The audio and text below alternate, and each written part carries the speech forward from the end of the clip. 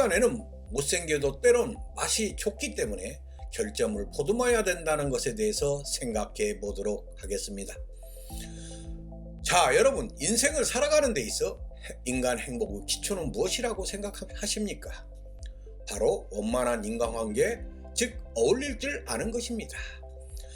집안에서의 화목함과 사회생활에서의 원만함은 삶의 활력소 역할을 합니다.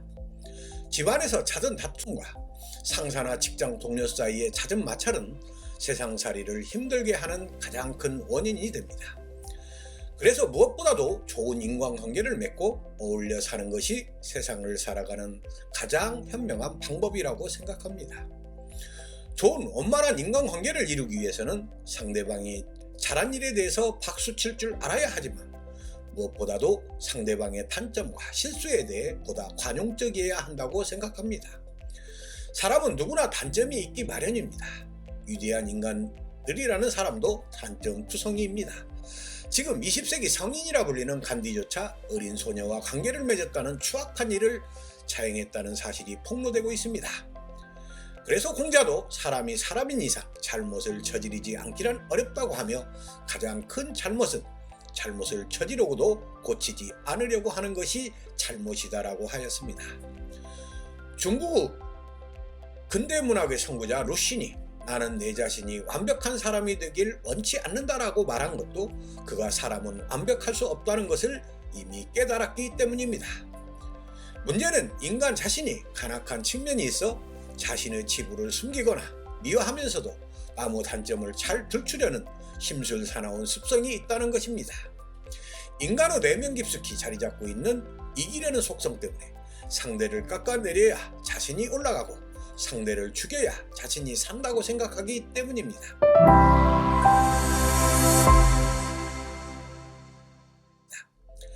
그래서 남의 눈에 티를 잘 보면서도 자신의 대들보는 잘 보지 못하는 내로남불 현상이 끊이지 않고 있습니다. 특히 정치가들이 완전한 내로남불인 것은 이기면 모든 것을 얻지만 떨어지는 순간 나락으로 떨어지는 승자 독식주의 문화 때문입니다. 그래서 정치 세계는 참으로 보기에도 역겹고 혐오스럽습니다. 특히 가족이나 친구와 같이 가까운 사이일수록 더욱 단점과 실수를 보듬어줘야 합니다. 가깝다고 함부로 하면 상처 주기 쉽고 원수가 되기 쉽습니다. 어떤 사람은 남들 앞에서 자랑스럽다는 듯이 자신의 남편이나 아내의 흉어물을 늘어놓는 몰상식한 사람들도 있습니다. 그것은 누워서 자신의 얼굴에 침 뱉는 격인데도 그것을 모르고 만인에게 떠들고 다니는 것입니다. 남녀 간에도 사랑할 때는 소유하고자 하는 간절한 소망 때문에 단점조차 흉물스럽지 않지만 눈에 낀 콩깍지가 벗겨지는 순간 갑자기 상대방의 결점이 더 크게 보이기 시작합니다. 그래서 정말 내가 미쳤어 라고 탄식해보지만 후회한들 무슨 소용이 있겠습니까? 실망감이 커지는 순간 부부 사이에 서서히 잔소리가 심해지고 사소한 일로도 언성이 자꾸만 높아져 결국에는 이혼하는 길을 가게 되기도 합니다. 허나 자기 기준에 맞춰 서로 다름과 결점을 인정하지 못하는 것은 일종의 자만이요 자기 집착이라고 생각합니다. 자만하거나 자기 집착이 강한 사람일수록 상대방의 조금의 작은 실수도 용납하지 못하고 가정의 분란을 일으키는 경우가 많습니다. 아무리 가까운 부부간이라도 실수했다고 혹은 자신의 기대에 못 미쳤다고 싫은 소리를 좋아할 사람은 누구도 없습니다. 관계를 맺고 살려면 상대의 실수마저 그러느니 하면서 유머스럽게 넘기는 재치가 필요하다고 생각합니다. 사사건건 트집을 잡아 나무라는 것은 상대를 무시하는 잔인한 일입니다.